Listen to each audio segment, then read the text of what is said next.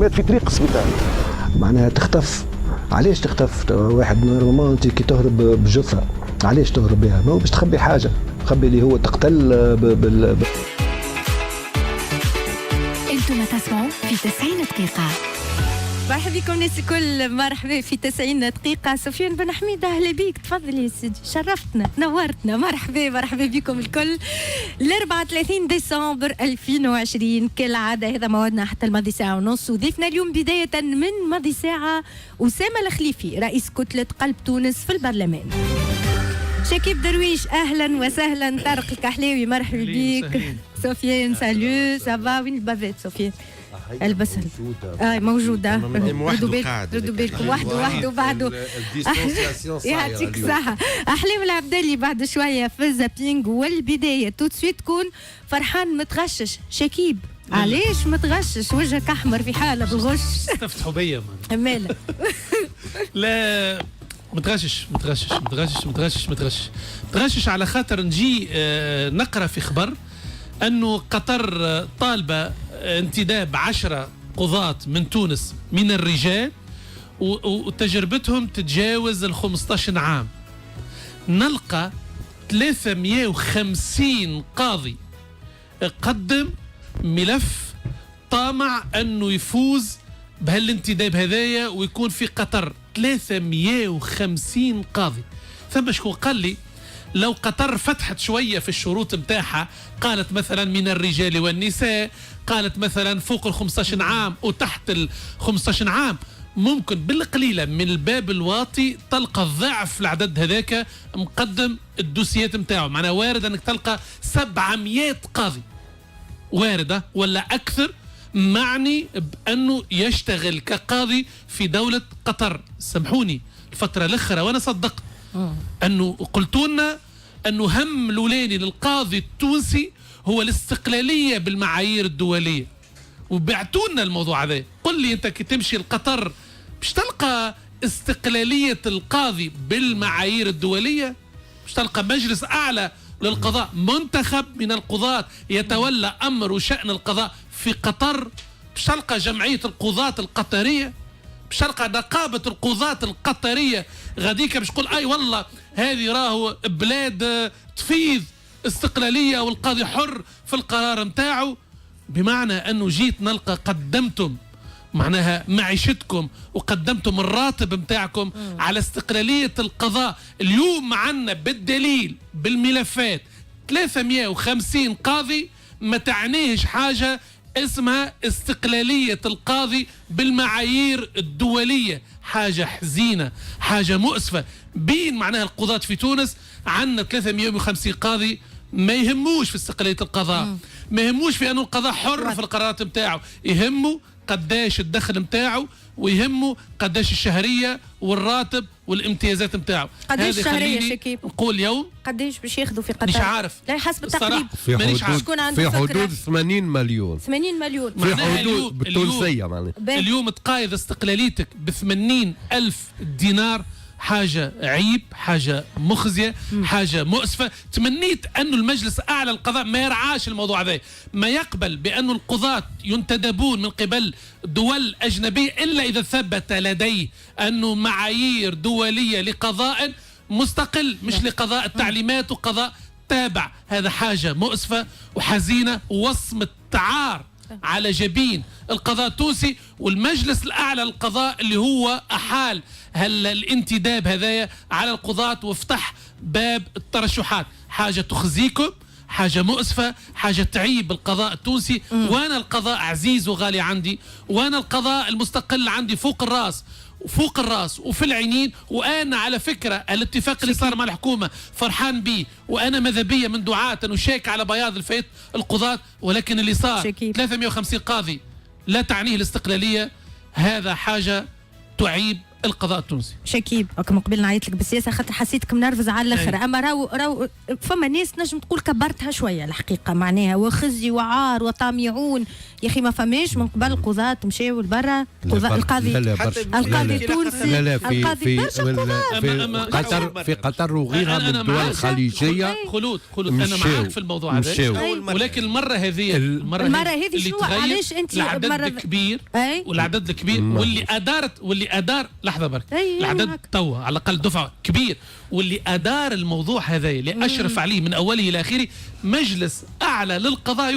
يفترض ينشر حاجه اسمها قضاء مستقل، ما يبعثش قضاة الى اماكن القضاء فيها قضاء تابع. انت ترى انه ذهاب القاضي التونسي الى قطر هو ضرب لمبدا استقلاليه القضاء؟ خليني نتساءل انا معاكم بالحق، ما عنديش لانفورماسيون، هل القضاة من جنسيات اخرى في بلدان اخرى يمشيوا يخدموا قضاة مثلا نعرفش انا قاضي فرنسي او قاضي بريطاني يمشي عادي يمشي لامريكا ولا لا ممنوع؟ لا ما ما خلينا نشوفوا المبدا. لا ما اما في المنطقه العربيه في المنطقه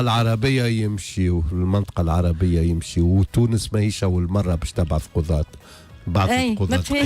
بعثت قضاة قبل. هي شنية المشكله؟ المشكله انه يمشيوا قضاة لانه التقنيات، فما مسألة تقنية في العمل القضائي اللي كانوا بعض الدول العربية ما هيش متمكنة منها، ان دي ارساء إدارة قضائية في الحقيقة. اليوم ممكن نتجاوزناها شوية، ولات الهدف الأساسي هو تحسين الوضعية المادية.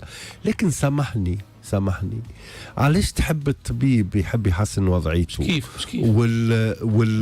والأستاذ يحب يحسن وضعيته، والمهندس يحب يحسن وضعيته، والقاضي ما يحسنش وضعيته. خاطرو سلطة لا استناني سوي بمهندس وقاضي سفيان. لا أنا نعرف قضاة توانسة، أصحابي أصدقاء، عنده قاضي من الدرجة الثالثة، رئيس دائرة في محكمة الاستئناف ومحكمة التعقيب. مازال كاري دارو كاري ما يملكش دار. معناه قداش عنده من عام قاضي هذا؟ معناه 25 اكثر من 30 سنه. ايش معناه؟ معناه تبرر ايش معناه؟ ليه استنى فيها الاستقلاليه معناها؟ ليه باش نحكي لك انه الوضعيه نتاعهم، لانه قرر انه يكون قاضي نظيف ويقري اولاده ما ينجمش يبني دار ويقري اولاده بنفس الوقت. بالهجره سفيان، شو علاقه هذا بانهم يهاجروا الى قطر؟ تبرير؟ لا تبرير انه يحسن وضعيته الماديه، واضح، لانه وضعيته الماديه في تونس متدهوره جدا. طبعا انا مع الكلام اللي قاله سفيان، لكن صحيح ما انا كان نفس الراي نتاع يعني شكيب، اللي القاضي ماهوش مهندس ماهوش طبيب، اللي فما خصوصيه لوضعيه القضاء تتمثل جوستومون في أهمية استقلالية. صحيح فما جانب تقني في القضاء معاك، خاصة كي يتعلق بمواضيع هذا كان السبب الأساسي للتعاون الدولي في مجال القضاء. لكن زاده فما إشكالية وتعرف تتنقد وانتر بارونتيز، فما قضاة من الدول الغربية أنا نعرف شكون قضاة يمشيوا من أمريكا يمشوا لدول الخليج. قال شنو في إطار المساعدة التقنية في بناء لكن في النهاية يساهموا في وضع فيه معناتها نظام قضائي غير مستقل. خلينا نبداو واضحين. انا تعرف شي مشكلتي هذا ساعة مش جديد، انا نعرفه عنده سنوات صاير قبل الثورة وبعد الثورة. اما شنو اللي بهتني في القضاء وغيره؟ انا نعرف ناس كي يتعلق الامر بالموضوع السياسي وباش تعطي موقف سياسي في علاقة بالقضاء هكا لسانه وكذا ولا وبلوس تلقى عندهم مواقف في علاقة بالجانب الدولي، قطر والخليج وبيهم وعليهم، لكن تلقاه زاد مقدم دوسي باش يمشي لغاديك. وانا عندي هذا مش فقط في القضاء، عندي في جامعيين وعندي في غيره، اللي تلقى هكا ومن بعد تلقاه عامل. دونك هذه فما زاد المشكله هذه معناتها. خلينا نبداو واضحين. الحاجه الاخرانيه تو شفتوا هذا صاير في نفس الوقت. نحن عندنا توا اتفاق صار بين نقابة القضاة ورئيس الحكومة إلى حد اللحظة هذه ما تنشرش. يعني شفت تحكي على الوضع المادي نتاع القضاة توا هو وقع تحسينه في اتفاق التو لا نعرفه مضمون. شكرا انا سمعت اللي هي وقعت منحة هي ماسي غاف منحة القضاء تم معناتها اعفاء من درا شنو، لكن ما عندناش يعني تسريبات لاباس. علاش ما يقولوناش تو سامبلومون كيف اي اتفاق اخر يجرى؟ فما مشكل. شكرا بربي يا شكيب ونركزوا على الموضوع هذا خاطر اوسي لي تري امبورطون، لانه شوف نقابه القضاة والقضاة المحاسبين القضاة الاداريين عملوا اتفاق لو 24 ديسمبر 24 ديسمبر مع رئيس الحكومه، وفما شروط على ما يبدو وقع الاستجابه لها من الاعفاء الضريبي مثلا. علاش ما يقولوش رئيس الحكومه لماذا علاش التستر حول اتفاقيه؟ حاجتين بالله لو تسمع. تفضل.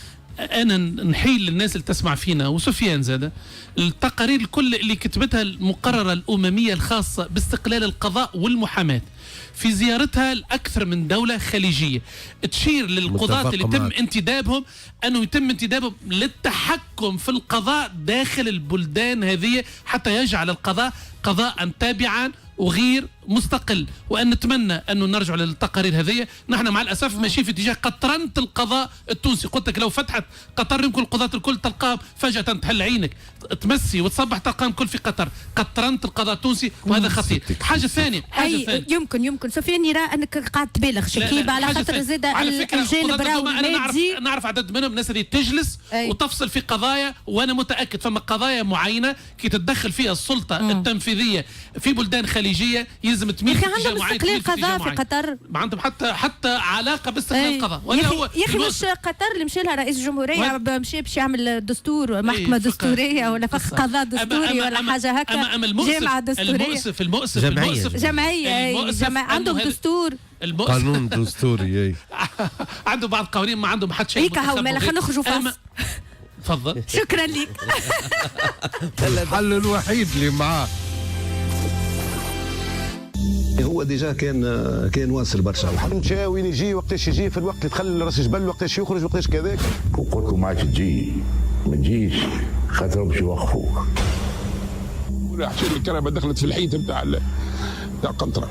اللي سائق نتاع الكهرباء فهمتني اليوم معناها عائلته ما يعرفوش وين مدفون. اللي كانت عندها تاثير كبير ياسر على النادي الافريقي والانصار النادي الافريقي ما ماتش على البلاصه، مات في طريق السبيطار.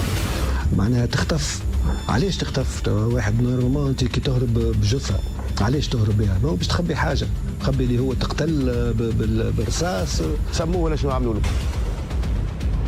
شدوا ولد فكرين من الحكايه هذه. قريبا كيف المره الثانيه تفرح فرحتك تكون اقوى. كيف المره الثانيه تربح تعرف اللي ما نجحتش بالزهر، نجحت بالفعل ومش بالكلام. نعم بالفعل ومش بالكلام. وللمره الثانيه اسيغونس زيتونه تكافل الافضل لخدمه الحرفاء لسنه 2021. ثقتكم فينا هي سر نجاحنا ووقفتنا معكم ديما صحيحه. اسيغونس زيتونه تكافل et le service client de l'année 2021. مش عام مش 2 هوني نحكيو على 10 عمرها 9 سنين. من اللي بدينا سمعتونا، حبيتوا برامجنا الكل وتبعتونا، في أفراحنا ونجاحنا شاركتونا، كنتوا مازلتوا وباش تقعدوا أوفى وأحلى مستمعين. Happy birthday. في عيد ميلاد إيفام 9 نقول لكم كل عام وانتم بخير بالكادوات والربح ديما فرحانين. من 28 ديسمبر ل 3 جانفي الربح على طول النهار وفي ليزيميسيون الكل. ابعت SMS فيه إيفام على 85 801 باش تكون واحد من الرابحين. سعر الSMS 960 مليم. عيد ميلاد إيفام بمساهمة مصرف الزيتونة، جيف دو بروج، مبروك، شيل في باور، ميركادو بوانتيان، هابينس، انتمبورال كرياتور d'ambiance، ويربول تونيزي، دارتي، ميغرينواز. إيفام أحلى راديو. بمناسبة افتتاح زانيمو لك ورأس السنة زانيمو لك تودكم وتللكم بغميز 20% نهار 30 و 31 ديسمبر وتحط على ذمتكم خدمة التوصيل المجاني لباب الدار. زانيمو لك 21 26 26 26. في 90 دقيقة مثل الجمعة مع خلود مبروك على إيفام أحلى راديو. مرحبا بكم ناس الكل. رجعنا لكم في 90 دقيقة بعد شكيب قال لنا اليوم متغشش برشا بالحق. اليوم شكيب متغشش على خاطر فما 350 قاضي تونسي باش يمشي يخدم في قطر. ترشح معناها يحبوا يمشيوا يحبوا يهاجروا يحبوا كهو ما عادش ينجموا. نشوفوا سفيان علاش متغش على القضاء على السياسة. شنو سفيان؟ لا مش على السياسة مش على القضاء مش بدلنا الجو بربي. علاش متغش؟ والله كنت نخير اني نتغشش على السياسة، أما لا، لأنه هذه مربوطة بحياة الناس. أيوة إن شاء الله بدمهم. المركز الوطني للتبرع بالدم أعلن البارح أنه راو المخزون متاع الدم اللي عنده قرب من النفاذ، عدوا فيه وطلب من التوانسة أنهم يتبرعوا بالدم. كي يقول راني المخزون عدوا فيه، شنو معناها؟ معناها المخزون الاستراتيجي أقل شيء يلزم يكون عنده المركز هو الدم اللي يززي البلاد لمدة 5 أيام. معناها اليوم عندنا أقل من 5 أيام دم باش نمنعوا العباد. شكونهم العباد هذا؟ هما كل الوليدات الصغار اللي عندهم ليسيمي، هما كل الأمراض السرطانية، وهما لي زاكسيدون سيركولاسيون، هما العباد اللي تعمل في العمليات. 5 أيام هذا الحد الأدنى. اليوم الخوف أنه طحنا تحته، وذاك علاش الدعوة عاجلة. شنية هي المركز الوطني للتبرع بالدم؟ راهو في حاجة كل يوم يوزع ما بين 220 و 250 وحدة متاع الدم شكارة متاع الدم الأحمر، بالإضافة إلى تقريبا 150 شكارة متاع اللي يسميهم الصفيحات البلاكيت. أيوة.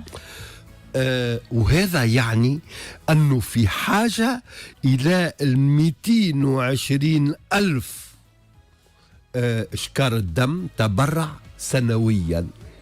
فهمت؟ مش وعلاش سفيان؟ علاش؟ هو احتياجات البلاد. لا هو نورمالمون مش ديما فما كومبونساسيون، معناها وقت اللي باش يخرجوا لي بلاكيت ولا لي ساشي دو سان يلزم يجيبوا تبرعات. ما المشكلة غادي يخرجوا بلاش كومبونساسيون. لا الساعة كل مريض يلزم تعطيه الدم. بيان سور مالك فما كومبونساسيون ما فماش كذا. أما المشكل بالضبط غاديكا لأنه توا الدم منين يجينا؟ منين قاعد يجي؟ الدم يجي من تبرعات العائلات بنسبة كبيرة ياسر تفوت 65%. أيوة. فهمت؟ معناها اللي عنده مريض باش يعمل عملية هو يمشي يلم عائلته ويمشي يتبرع. التبرع الطوعي المنظم، وهذا هو أهم شيء. أكل العباد اللي تعطي الدم بصفة طوعية ومنتظمة، صدير لأنه نجموا نعطيو الدم من غير حتى مشكل 3 مرات في العام على الأقل. أذوكم ما يمثلوا أكان 11%. ما تحب تقول التوانسه في حاله كلهم انيميك عندهم فقر الدم. لا ما عادش يعطيو ما يعطيوش بصفه منظمه. لانه ال 25% الباقيه متاع التبرعات هي متاع واحد متعدي في الشارع يلقى حمله يعطي الدم متاعو. احنا في البلاد حاجتنا باش العدد متاع المتطوعين المنظمين الملتزمين اللي اليوم يمثلوا 11% كهو يرتفع الى نقلبوا انفيرسري تونس، يولي هو في نسبه العائلات التطوع نتاع العائلات، صدير هو يولي 65% باش يعطينا اون اسيز انه نمنعوا بها البلاد، ما نقعدوش ديما يدينا على قلوبتنا. اليوم راهو عندك اقل من 5 أيام وجايه عطله طويله مطوله. راهو معناها الوضعيه ماهيش باهيه بالكل، ماهيش باهيه بالكل. على فكره انه التطوع في تونس راهو يحدوا قانون، هذا قانون معمول من عام 82، قانون عدد 26 على سنه 82 يقوم على 3 مبادئ. المبدأ الأول هو الطوعية، حتى حد ما هو بالشد عليك فرد يقول لك برا امشي تبرع بالسيف. 2 على السرية. السرية علاش؟ على خاطر ينجم يكون واحد عنده مرض ما في بالوش بيه، خاصة الأمراض الجنسية المنقولة، السيدا، فهمت؟ يفيقوا به، يعيطوا معنا، يداويوه من غير ما يتعطى اسمه. حاجة مهمة جدا. الحاجة الثالثة هو أنه بدون مقابل، ما فماش بيع وشراء في الموضوع ده. إذا وإحنا داخلين على عام إن شاء الله يكون عام خير من العام اللي تعدى. نتمنى أنه التوانسة يكون عندهم أنيلون سوليداريتي تاع التضامن مع غيرهم، مش لازم نتضامنوا مع العباد اللي نعرفوهم، راهو أحسن تضامن هو مع العباد اللي ما نعرفوهمش، ويمشيوا يتبرعوا. ان شاء الله سفيان، شكرا لك، سي نوبل، دعوه نبيله جدا هذيا، وعرفت نخرجوا شويه من عقليه سنغيف كوزوتخ، معناها الحاجات ما ينجموا يصيروا كان للاخرين وما نفيقوا نمشيو نتبرعوا، كان اللطف الله لا يقدر احنا نتمسوا معناها ولا ما نخسروا حتى شيء وما فماش ضرر صحي بالنسبه لينا، وراو مساله نبيله جدا. ميرسي بوكو، شكرا لك. يلا نختموا مع طارق. متغشش طارق على شنو؟ أنا متغشش على أنه الوضع الاجتماعي صحيح تو داخلين على عطلة، وباش نقصوا التوتر، والناس الكل باش تحاول معناتها تبدا مع عائلاتها وكذا، لكن باش تبدا الأمور واضحة اللي بداية من شهر جانفي باش نعاودوا، باش تواصل الشوط الثاني نتاع 2021، الشوط الثاني نتاع 2020 على الأقل في الجانب الاجتماعي. عندنا ديجا 4 إضرابات عامة جهوية تقررت في شهر جانفي. قفصة 7 جانفي، صفاقسة 12 جانفي، عندنا القصرين يظهر لي 26 جانفي، سليانة 28 جانفي، وتوزر زاد المفروض باش يقرروا زاد اضراب في جانفي، ممكن يوليوا 5 بعد بضعة ايامات. هنا المشكل انا في رايي مش انه فما الاضراب في حد ذاته، الاضراب هو تعبير على مشكل صاير. يعني اذا كان مش الاتحاد الشغل باش يعمل اضراب عام جهوي فك النهار هذاك، باش نلقاو تنسيقيات وباش تعمل هي تحركات وباش تعمل اضراباتها بالشكل اللي باش تعمله. الفيزافي على الاقل سوسيال موجود، ويلزم طرف يحكي مع الحكومه. المشكل الاعمق مش الاضراب العام الجهوي في حد ذاته، هي حاله الاحتقان الاجتماعي الموجوده في العمق. في الوقت هذا ايش عندنا في علاقه بالحكومه؟ عندنا حكومه غاطسه توا في اللحظات هذه، كيف ما يقولوا الانجليز از وي سبيك، للعنكوش في شكون باش يتسمى وشكون باش يخرج في التحوير الحكومي اللي يقولوا باش يجرى في الجمعتين الاولانيين نتاع شهر جانفي. عندنا في نفس الوقت يعني المساله الاساسيه التحوير الحكومي اللي شو باش تعمل بيه في وقت اللي عندك ازمه اجتماعيه عميقه ناتجه على ازمه ماليه واقتصاديه عميقه، والدليل نتاعها هو القانون الميزانيه نتاع 2021. وهذاك علاش باش يجي التحوير، لانه ثبت فشل هذه الحكومه من خلال عمل عديد من الوزراء، هذا يقولوه الناس اللي مطالبين بالتحوير. فوالا، اذا كان باش نمشيو في التقييم الموضوعي كيف ما سمعت، تقييم الموضوعي وزيرا انا يظهر لي اللي يكون على رئيس القائمه في الحاله هذه في التقييم الموضوعي عضوا هو رئيس اعضاء الحكومه نفسه. رئيس الحكومه بيدو ينجم يكون معني بطريقه التسيير. كنا نحكيو توا كيفاش تم الامضاء على اتفاق القضاة اللي نفس المنهجيه نتاع الكامورة، كي تعمل اتفاق تشعل به بلايص اخرى. مفروض سياسيا كي تعمل اتفاق وتمضي اتفاق الهدف منه يعني الوضع يهدى، تركح الاوضاع. ليه هما كل اتفاق يعملوه يخلقوا به مشاكل. المشكله في غياب العقل السياسي في القصبه، مره اخرى نعاودها ل1000 مره، ما عندوش علاقه بتحوير بعض الناس. تعرفوا توا زيد از وي سبيك الوفد نتاع الاف ام اي صندوق النقد الدولي اللي هو الجهه المانحه الرئيسيه تستنى في رونديفو في علاقه كيفاش باش تتصرفوا. ما تفهمنا، عندنا مفاهمات وباش نسيبوا لكم، مش نحن كهو باش نعطيو كيف ما تقول ضوء اخضر لجهات مانحه مع كل التحفظ في علاقه بسياسات صندوق النقد الدولي. لكن في الوقت هذاك هما لاهين شكون باش يتعين لهنا وشكون باش يتعين غدا. شكرا لك طارق. تو سويت فاصل صغير ونرجع مباشره للزابينج مع احلام العبدلي. توا وقت صلاة الظهر في مدينه تونس. التحوير الوزاري اللي كنت تحكي عليه خلود توا والناس تتساءل عليه وقتاش زعما باش يصير التحوير هذايا، وهل باش يعمل من اصله هشام المشيشي تحويرات ولا ناس تتحدث على تحوير في شهر جانفي، وعباد اخرين يتحدثوا انه فما 7 وزارات باش يتم فيهم التحوير ما بين ترميم وسد شغورات او وزارات جديده. البارح هشام المشيشي رئيس الحكومه صرح قال انه المحدد في التحوير الحكومي هو عمليه التقييم، والتقييم موجود ومتواصل. نسمعوه.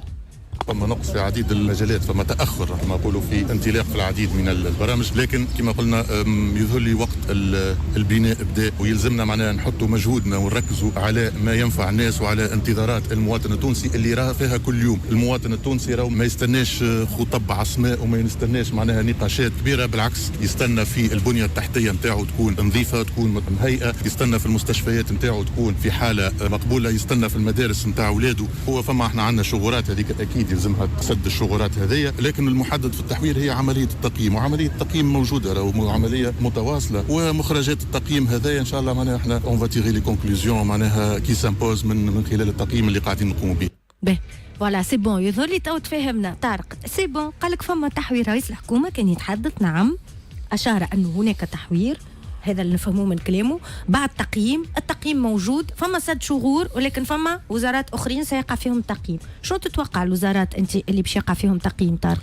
ليه هو اللي اعلن عليهم نبيل القروي بكل عام، ما همش بعد برشا، زيدهم وزاره ولا 2 معناتها اللي هم مملكه الدوله، فلاحه، معناها فما الحديث على زاد الطاقه، فما حديث على الاداره، يعني فما حديث على الداخليه. شكيب لا انا شوف، انا يظهر لي الداخليه باش يحل باب صراع مع الرئاسه جوستومون، خاطر يقولوا الداخليه هما وزراء رئيس. حاجه برك انا نحب نقول، راهو التسريع اللي قاعد يعمل فيه هو في علاقه بانه هو نفسه ولا خايف من تفكك كتله نبيل القروي، لانه يقول لك انا توا كي نعديه توا بالوضع الحالي والناس كل موجوده امورنا كذا، من بعد كان تفكت ما عندهمش 109 باش يطيحوني، وكان قعدت هيك قعدت. واضح دونك يستغل في الاستابيليتي هذه اللي موجوده حاليا في علاقه بالكتل. تفضل. ساعات تقول انا ساعات تقول علاش وصلنا لهنا؟ علاش وصلنا لهنا؟ بمعنى انه انت يفترض انه كرئيس حكومه باش تختار ناسك، ولا باش تختار ناسك اللي باش تبني عليهم. افترض كل واحد الرؤيه نتاعو، انت لهناش باش تعمل في القضاء في الامن، شنو الرؤيه نتاعك؟ شنو اولوياتك؟ شنو لامانيير معناها باش تتولى اداره هالاصلاحات هذه؟ يفترض هكا الامور تدار، ونختار ناس على رؤيه ونحسبها. تعرف كيف في هذا الصدد جميلة زغليمي نايبه على النهضه شنو قالت لنا لهنا؟ قالت انه خلاط يجري نص الليل قبل الاعلان على الحكومه شعر للدعثر على هشام المشيشي هكا تكستو، على خاطر جاي بالليسته من القصر وفما اسماء وقتها اكتشفهم وجاي يقرا فيهم. اجابه على سؤالك نحكي لك حاجه، كان الدعثر خير يا رسول الله. والله صدق نحكي سياسيا، تعرفش علاش؟ لا تو بالله هذا عذر، هذا باش يبرئ ساحه رئيس حكومه يتحمل مسؤوليته. انا فرضت عليا ناس ما نعرفهمش، ما عندهمش كاب، ما عندهمش رؤيه، ما عندهمش بيداغوجيا، ناموس، شوكه، كاريزما، اللي تحب لا وتشد داري. ليه؟ شكون ألزمك؟ شكون ربطك وقال لك اجى بالسيف كون رئيس حكومه؟ والمسؤوليه الوطنيه هو المسؤول. لا المسؤوليه الوطنيه الجمهوريه يعاود يعيد المسؤوليه الوطنيه ما يهزش قطوس في شكاره. سي ايفيدون.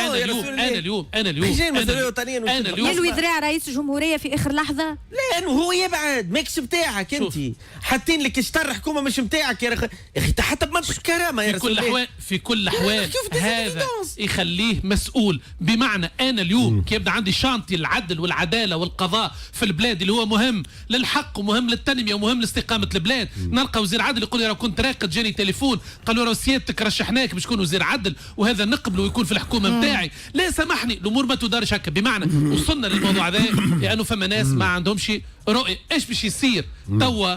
هل انه قدام حكومه سياسيه؟ يبدو ما ناش يكونوا قدام على الاقل حكومه فيها القيادات الاولى للاحزاب، هذا ظاهر. ولكن الاحزاب هذه وهالحزام باش يرشح الناس وهو على ضوء الترشيحات هذيك باش يرضي ويطيب خاطر كل الحزام والاسناد السياسي والحزبي اللي عنده. دايوغ من هنا يقولوا انه اليوم من المستحسن انه كاريمون هشام مشيش يقول ساجعل من حكومتي حكومه سياسيه ويجيب ناس قراب من الاحزاب الحزام البرلماني ويحكموا. شفت الخبر اللي عايشين فيه، يعني انه هشام مشيشي لو أنه أعلن على حكومته في 3 أيام بعد تعيينه ممكن نقولوا أنه ما يعرفش العباد. أما هو راو خذا 30 يوم متاعه كاملة 30 خذا الشهر متاعه بالرهنة، ومن بعد صحيح أنه مشى يلي ندعثر يزرب لي ندعثر. إيه ستادير إذا بعد 30 يوم وما تعرفش العباد اللي باش تخدم معاهم سيكو فما حاجة غالطة، فما حاجة غالطة. واليوم اللي قاعد صاير هو أنه نحبوا نمشيو في نفس الغلط، ما عيناش نبدلوا، لأنه يقول لي ان فما عباد باش نعوضوهم لانه صارت شغورات، وفما عباد لانه تقييم باش نعملوا تقييم. اي تقييم على شنو؟ التقييم اللي باش تعملوا على شنو يا اخي؟ الوزراء اللي باش يبقاو ما تبدلهم لانه تقييمهم ايجابي. يا سيدي هات نشوفوهم واضح، لازمنا نعرفوا ما التقييم شنو. يا سيدي برا عطيو الشركة سونداج اعرفوا راي التوانسة بالحق وما تنشروهش، خليوها ليكم انتوما. شكون عامل التقييم؟ اللي عامل التقييم هو في حد ذاته معني بالتقييم. يا رسول الله لا سيتادير باش نقيموا العباد اليوم شكون اللي عمل بلبزه وشكون اللي عمل لنا مشكل، اما مش شكون اللي عمل اداء جيد وشكون اللي ما عملش اداء جيد. سامحني سفيان، خلود كلمة. أنا قلت قبل كنت نتمنى أن يكون التحوير هذا ترميم ولا تعديل ولا حذف ولا إضافة، يكون في إطار حوار وطني. أنا كان مهم لأنه على ضوء هدى من الأولويات اللي باش تطرح نختار بروفيل اللي هو يعبي الأولويات هذه. هذا 1 2. اليوم وزير العدل اللي أنا باع لي أنه شخص زاهد في موضوع الوزارة وغير معني بها وأنا يراها ابتلاء وكذا، أنا ننصحه يستقيل. علاش؟ علاش؟ لا سامحني، انت كان وزير قناعات. هو قال راها ابتلاء. اي هو قال زاهد فيها الابتلاء من عندي. اما حبيت اقول لك حاجه، انا اقول لك علاش. لو كان وزير قناعات تبعني خلود في كلمتين. انا نجي نقول مثلا هل القضاة ما يستحقوش الزياده وليس لهم الحق في زياده، ويفترض الميزانيه ما تسمحش وثم شكون اولى بالزياده ذيك من القضاة. انا كي يجي رئيس حكومه يزيدهم نستقيل ولا ما نستقيلش؟ افترض هذا على غير ومخالف ومناقض قناعاتي هكا، ولا يفترض نستقيل. انا ريت انه ما نزيد لهمش. سيادتك كرئيس حكومه زدتهم، سامحني تفضل. ريت الاتفاقيه انت؟ ما ريتش الاتفاقيه ولكن ريت اثارها. حتى وزير العدل ما في بالوش. خلود خير المشكله. المشكله فعلا تعرف خلود اللي قلت حقه يستقيل. خير وخيرين اما من اثارها نفهم انه صارت ديل خلى انه الناس كل القضاة يرجعوا. اما انا نتمنى لو كنت يا وزير العدل سي محمد بوسط زاهد ووزير قناعات تستقيل على الاقل حفظا لماء الوجه نتاعك. باهي هاو احلام باش تكمل تقول لنا شنو هشام بمشيشي صرح في هذا الموضوع. في موضوع القضاء قال انه نحكيو مش موضوع الاتفاقيه وما الى ذلك، لكن ديما نحكيو على القضاء. قال انه كي يتعهد القضاء بملف انه ترفع عنه الايدي. كي يتعهد القضاء دونك احنا ترفعوا اليد على الملف ونخليوا القضاء يخدم بكل استقلاليه. فما 212 حاويه موضوع على ذمه القضاء. السيد وكيل الجمهوريه فذن باش كونه تبقى غاديكا حتى للي يستكمل الابحاث نتاعو. بطبيعه الحال احنا المسارات القضائيه نحترموها وما ندخلوش فيها، والنتائج اللي توصل لها القضاء احنا نلتزموا بها. من بعد اون فوا المسار القضائي ياخذ اجراءاته، فما مسارات اخرى باش نشوفوا المآل نتاع الحاويات هذيا، لانه فما دي كونفونسيون انترناسيونال تنظم عمليه توريد وتصدير النفايات هذيا، واللي ناكدوا اللي راهو باش نتمسكوا بحقنا في الموضوع هذايا الى اخر لحظه. وبطبيعه الحال القضاء باش يمكننا في المساله هذيا باش كونوا الدوله التونسيه زاد كذلك تاخذ حقها في المجال هذا حتى يستكمل المسار القضائي وقت نجموا نعرف. القضاء تحركت ديوانة على مستوى ميناء سوسة، تحركت الأبحاث متواصلة في علاقة بملف النفايات. مثلا نجم نقولوا أنه هشام المشيشي أحسن إدارة هذا الملف كرئيس حكومة ولا لا؟ في كلمتين. أنا علاش ليه؟ لأنه عندنا نايب في إيطاليا عمل يتعدى في الإعلام في برشا بلايص وقال عنده توا شهر ونص ويحاول يتصل بالسلطات التونسية باش يسهل إمكانية استرجاع نفايات، وأنه الاثنين يتصلوا به على مستوى البرلمان على مستوى الحكومة على مستوى الوزارات باش تسهل استرجاع وناقص بعض الإجراءات لازم تتعمل، ولا حياة لمن تنادي في الجانب التونسي. معناتها ايش معناها؟ فما ضغوطات أخرى؟ لا معناتها نونشالونس جوموفوتيزم طريقه تصرف. اما هذه شهاده انا رجعوا له مجدي كربي عمل قداش من تصريح وقال هي على الموضوع هذا قال نحب نعاونكم نحب نعاون وقال لك لا حياه لمن تريد. سفيان يعني انه اسمع في السياسه ما نتحاسبوش على النوايا نتحاسبوا على الافعال. عندنا حكومه نواياها طيبه جدا لكن ما شفناش عندها افعال. هذه هي المشكله. احنا نحبوا حكومه كلمه مش دي زانتونسيون دامور اما دي بروف دامور. اي نحبوا حكومه ماضيه حلوفه اما تجيب تعمل تفعل. هذه حكومه على مستوى النوايا طيبه جدا وهايله ومتربيه وبنت عائله. ايوه اي ما كما تعرفوها كل يصلح باش يكون نسيب باهي اما ما هوش راجل باهي. احنا الحكومه كيكه تصلح باش تكون نسيبها نسبوها اما احنا حاجتنا باش انها تكون فعله.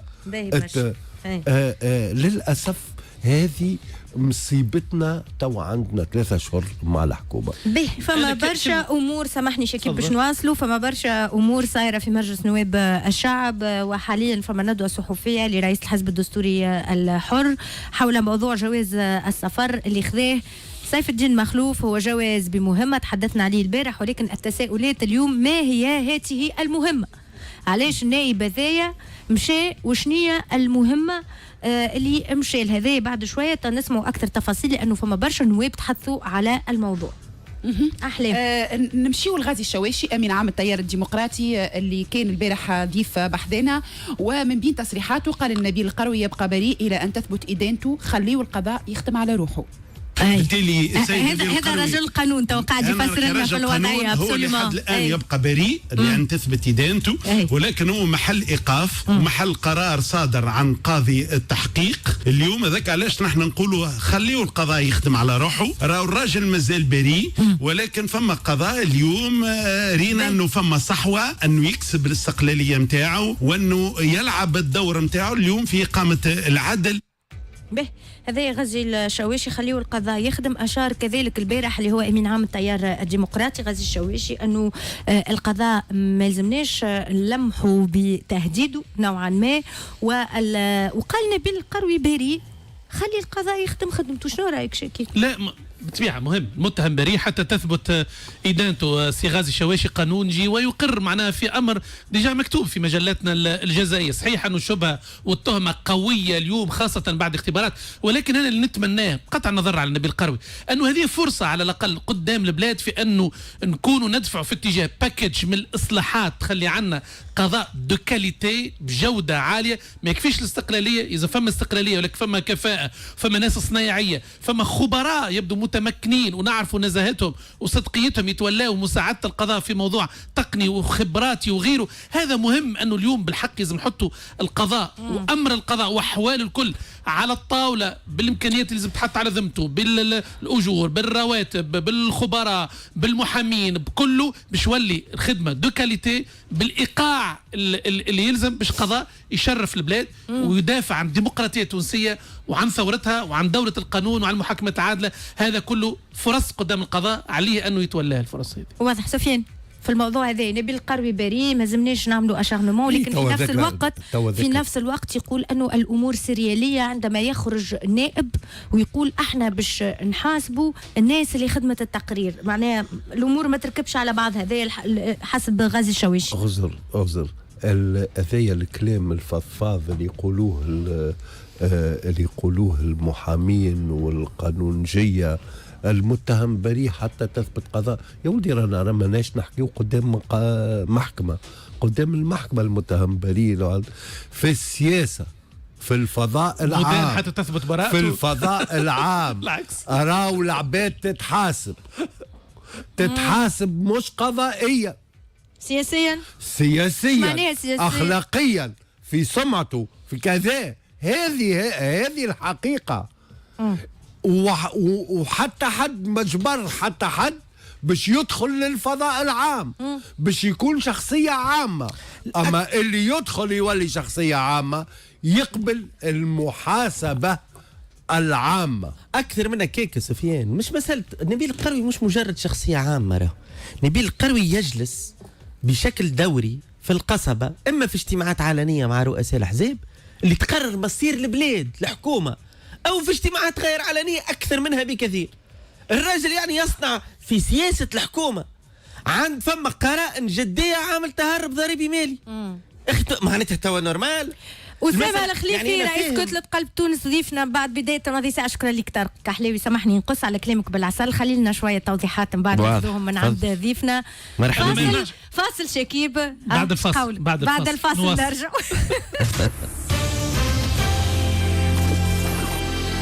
معكم برهان بسيس كل نهار من الاثنين للجمعة من 7 ل 9:30 مع بقية الفريق في الرفماج. MG تتمنى لكم عام سعيد.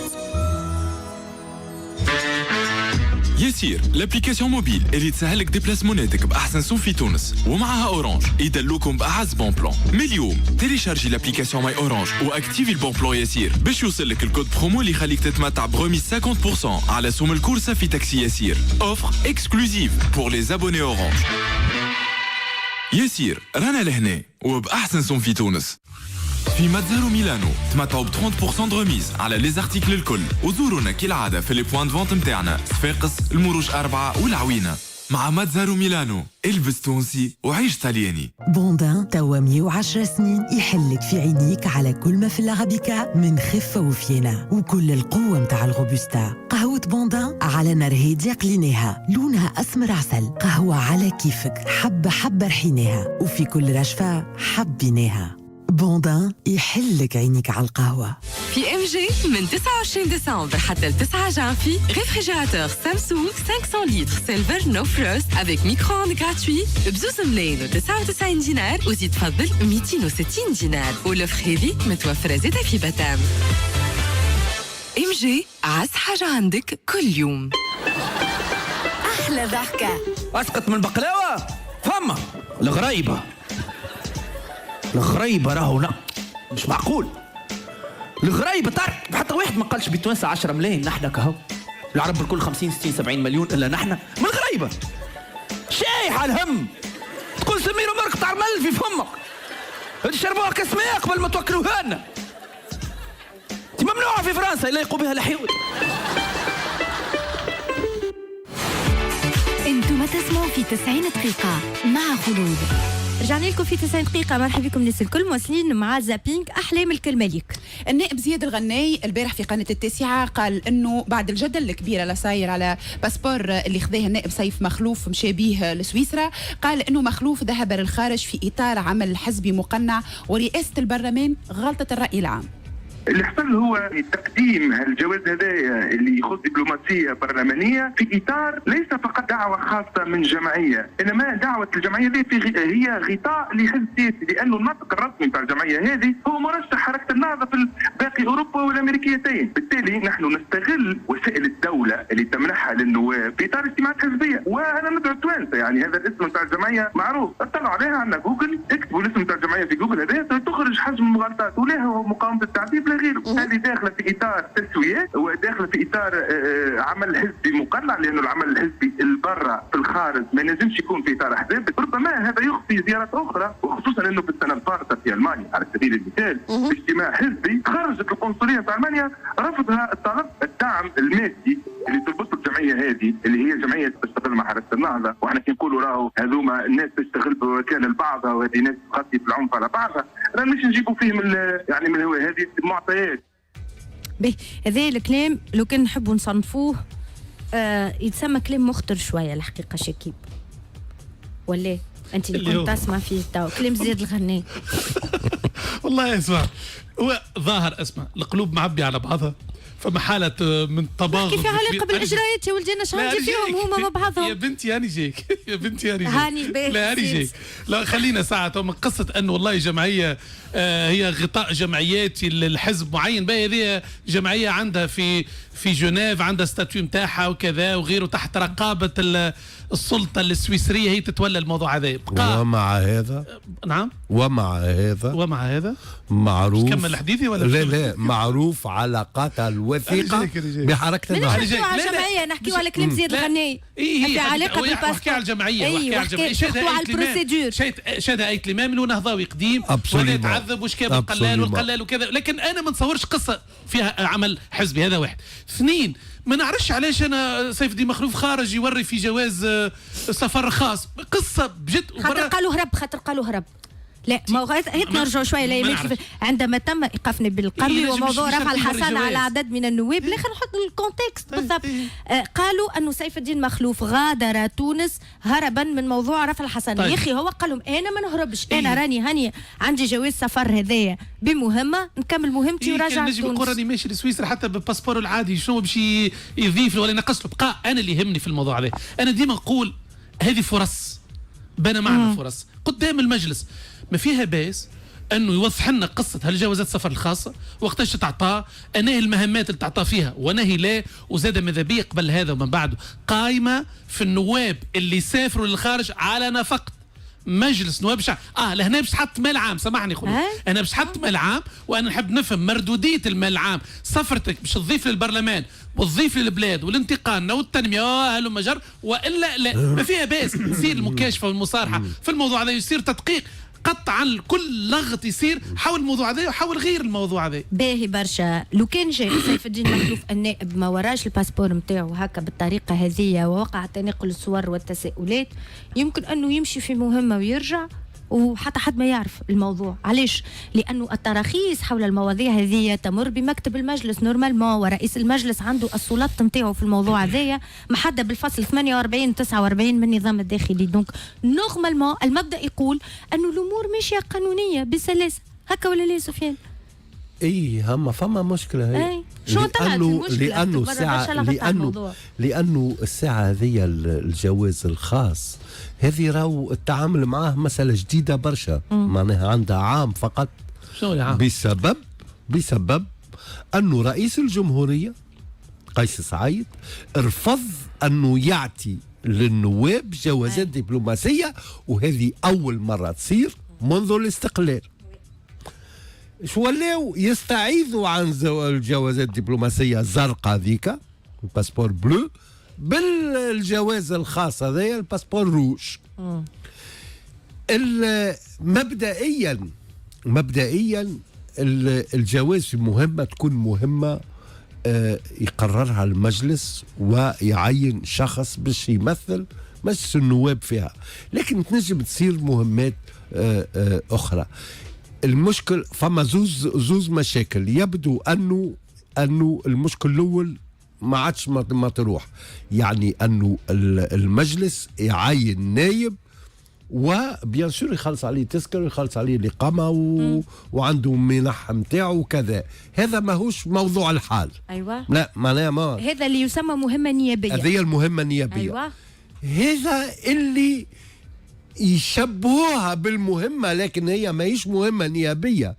انه النايب يمشي يجيه استدعاء من منظمه ولا من جمعيه ولا باش يعمل حاجه ولا باش يعطي يهز باسبور الاخضر ويمشي على نفقته. خذاو تقليد اخر انه اولا ياخذ تكليف بمهمه، ثانيا وهذا الأخطر التكليف بمهمة هذا ما يتعداش على مكتب المجلس. واضح. دونك مسألة إجرائية، اعتبروها مسألة إجرائية بسيطة وكذا.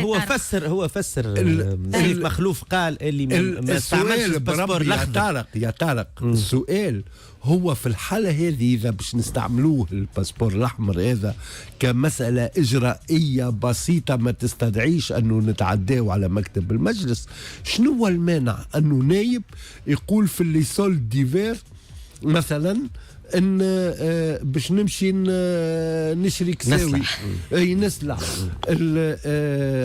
يدبر جمعيه تبعث له انفيتاسيون ويمشي يعمل شوبينج. التبرير الهندي نتاع حسين الهندي الجمعيه دي تشتغل على التبرير وعلى ضحايا التعذيب وعلى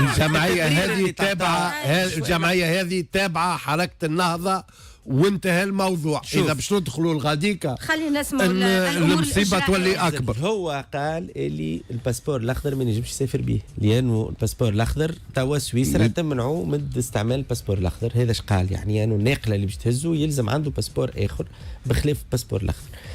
انا شفت هذا كله نحكيو فيه وضيعنا فيه وعطاو العبير موسي مبرر باش تعمل ندوه صحفيه اخرى وباش تسجل نقاط هي كلها ما كانش تستاهل هذا كله. انت النواب اللي مشاو خاطر بيان المجلس قال اعطينا النواب قبل مشاو في مهام نيابيه رسميه مثلا البرلمان العربي في القاهره ولا غيره. علاش هذه علاش تعطي فيها عبير موسي في حاجه كيما كي؟ اين المشكله هنا راها في تسيير مكتب المجلس. مره اخرى رئيس البرلمان طريقه تسييره المكتب المجلس يعطي فيه هدايا للطرف اللي يعارض فيه اللي هو اساسا في الحاله هذه اللي شدد له جول بليتو مش اللي يعارض فيه فما عدد من الاطراف لكن اللي شدد له جول بشكل يومي اللي هي عبير موسي يعطي فيها في الهدايا بيشيل الجمعيه يعني يبرر كان ما حضرش في الجمعيه. لا نحكي اللي توا شادد وكذا كنا نسمع في زياد الغنيم مثلا فما اطراف اللي في تتعارض رئيس المجلس في اخلالات اجرائيه. الاخر بالمعنى السياسي شدت له جول غدوش معناتها ما فماش ما يتنفسش هكا ولا هكا. علاش تعطي فيها يا رسول الله؟ الحكايه ما عندها معنى. وبرا كان ما مشيش سيف الدين مخلوف له الندوه هذيا اللي فيها جمعيه اللي معروف بون جمعيه نهايه الامام خدم قبل ضد النظام وكذا. اما ما تستحقش هذا كل واحد عنده الخلفيه والاعذار السياسيه نتاعو. توا سمعنا تصريح زياد الغني وبعد شوي نسمعوا عبير موسي كان كافينا الوقت خاطر الكونفيرونس مازالت تمشي توا. الكتله الديمقراطيه من معناها اهدافها الاساسيه في الاعتصام هو قالوه لنا ضيوفنا لهنا انه رئيس المجلس يند ضد بمن ارتكب العنف ضد النواب نتاع التيار الديمقراطي وذكرهم بالاسم. عبير موسي في نفس الوقت تترصد الاخطاء الاجرائيه والقانونيه اللي يقوم بها رئيس المجلس. تفضل احلام. عبير موسي رئيس الحزب الدستوري الحر قبيله شويه في ندوه صحفيه الحقيقه ما زالت كوفيت قالت انه سيف مخلوف المفروض راهو في الجهات ومش ماشي يعدي في راس العام في سويسرا وقيد على لجنه الشهداء. نسمعوا عبير موسي. إذا لا عندنا لجنة نظرت في هذايا ولا عندنا مكتب تعرض عليه هذايا. وفي الفترة هذه اللي هي من المفروض أسبوع الجهاد يا سادة يا مادة قال لك مسكر المجلس توا عنده قديش؟ قال شنو أسبوع الجهاد؟ أسبوع الجهاد مش معناها النائب يمشي للجهة اللي انتخبته اللي وعدها بالملح وبالبترول. نورمالمون النائب هذا تلقاه في الجيارة توا تلقاه في السيجومي تلقاه في الوردية تلقاه في اي بقعه من البقايا اللي هي تابعه دائره تونس واحد يخدم في المواطنين ويقضي لهم في مشاغلهم ويستمع عليهم. مش ماشي هو يعدي في الفندانين في سويسرا قيد انا رئيس لجنه الشهداء ورئيس لجنه العداله الانتقاليه. اذا هذايا على المستوى الاداري الفساد واضح من غير ما تقنعونا بخلاف ذلك. حاجة أخرى يعني مسألة إجرائية إنك ما عرفتش الموضوع على هياكل المجلس وليس هناك أي إذن بمأمورية واللي يصدر الإذن بمأمورية باش يتحمل مسؤوليته طبق الفصل 96 من المجلة الجزائية. كراسة كان في محله يظهر لي طارق. هي لا عمل غلطة واضحة. مكتب المجلس في عود يعدي عليه الموضوع ما عداش عليه الموضوع. يبدو النظام الداخلي ساكت في الموضوع هذا يا راهو. انا تقديري انا مراش علاش تكبر المشكله هذه اذا واحد ماشي لتوانسه منتظمين ضمن جمعيه مهتمين بموضوع العداله الانتقاليه كبرلماني باش يوضح لهم وخاصه انه مش باش تكلف ميزانيه البرلمان ولا مليم على البرلمان وهذه دعوه معناها خالصه الاجر. بقى انه عبير موسي تدعو سيف الدين مخلوف اجى للجهات ومشي للجياره وكذا. تصور امر ما يعنيهاش وما يخصهاش. عرفت لك اللي لا سامحني اللي طلقها ما يوريش دربوها وكاو. سفيان يعني عطاو العبير العصا اللي باش تضربهم بها. واضح. شكرا لكم الكل. ميرسي سفيان. شكرا طارق. انا قلت لكم عامكم مبروك. غدوه بوناني سيدي ان شاء الله برشا صحه وبرشا فرحه وبرشا اموال. ان شاء الله ان شاء الله تقولوش لا ان شاء الله ان شاء الله ان شاء الله الصحه سورتو بون سونتي للناس الكل من توا ايوي وغدوه موعدنا غدوه موجود شاكي اهلا وسهلا سفيان موجود شاكي سفيان موجود غدوه تري بيان الاخبار وراجعين